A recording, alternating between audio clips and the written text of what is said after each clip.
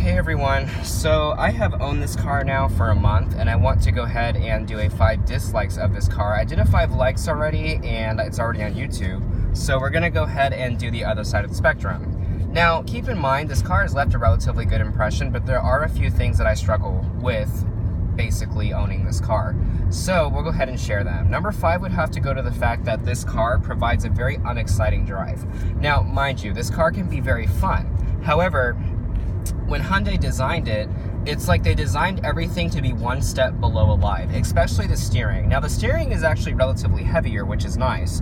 However, I will admit that I wish the steering was more responsive and alive. Like this car basically has the potential to feel that way, but Hyundai missed it just a little bit. And unfortunately it kind of shows, but again, this is a commuter car. It's not something that you're gonna, drag race down the street and hope that you get pushed back in your seat. Now mind you, the engine is actually relatively peppy. However, I will admit that this car could be a little bit more responsive. So now we're gonna move into number 4. Number 4 would have to go to the fact that the interior scratches really easily. Now, it's something that I kind of noticed when I was buying the car, and the reason I still bought the car was because my Honda was on its way out. It was like, see you later, bitch, I'm out. But basically, the door panels especially and the steering wheel tend to have a peeling problem, and this car is not safe from that. This is still the 2015, so Hyundai did use some plastics in this car. And it definitely does get annoying knowing that your car's interior may not survive depending on how well you take care of it. Me, I will take care of this car very well. However, I will be going into the Air Force within the next couple years, and hopefully, if I do keep this, my car will be taken care of. So, with that being said, I'm actually a little bit, disturbed that this interior is so easily scratched.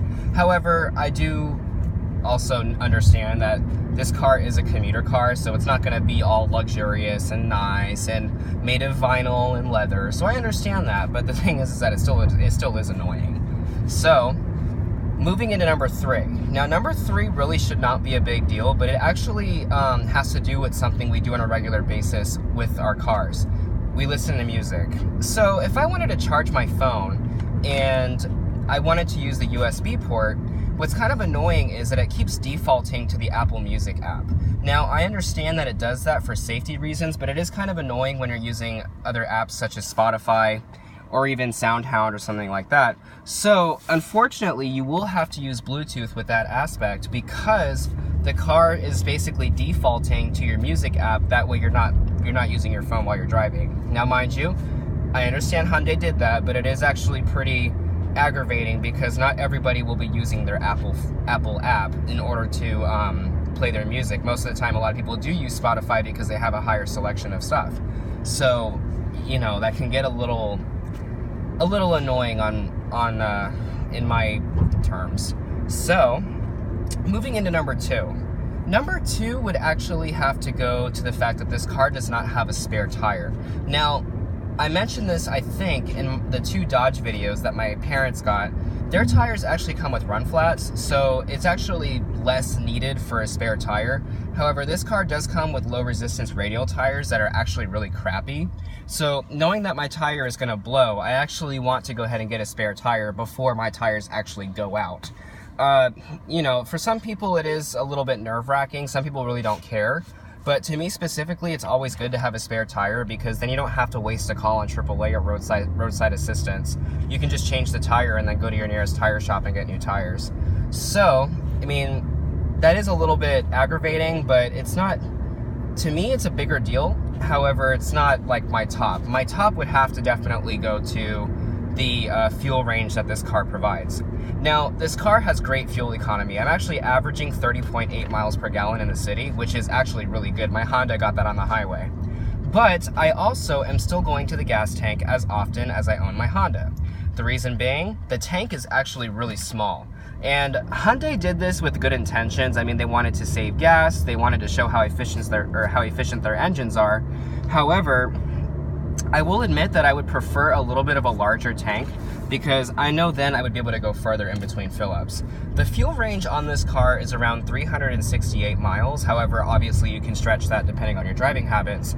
But I will have to say that it is a little annoying that the car itself has such a small tank because honestly, if I'm buying a car like this, I want to be able to go further. And I understand that from a full tank to a quarter, it only costs like 15 bucks to fill up. But I will admit that I wish that the tank was just a little bit bigger. Hyundai, I also fixed the fuel range problem. They probably still have the same size, but if you've noticed that the Hyundais are getting slower, so they reduce the amount of power that these engines provide in order to save gas. However, I will admit that, you know, I honestly would rather have this problem than have an underpowered engine, because definitely I think that this car can get out of its own way, and knowing that the newer Hyundais have less power, that actually is kind of annoying, because you would think that you would be able to design a car that can go faster on less gas, but obviously Hyundai didn't do that. They underpowered the engines, especially the turbos, and they decided that they were going to make them slower. And what's funny is they actually made the Ecos faster. So the Eco Hyundais are actually the ones that you want, because they have the 7-speed dual clutch, and the engines are actually more responsive than the actual sport Hyundais. So that is kind of a little bit backwards to me, but I'll admit it's not, you know, it's not the end of the world, but it's weird, because you would think that the actual, you know, sport models that look like Audis inside would actually be faster, but that's not the case. So I'm gonna go ahead and leave it at that, but definitely those are my 5 dislikes about this car. Otherwise, I think it actually drives really nicely. So that's about it. So if you guys have any questions, let me know. Go ahead and leave some comments, and I will catch you later. Have a good one.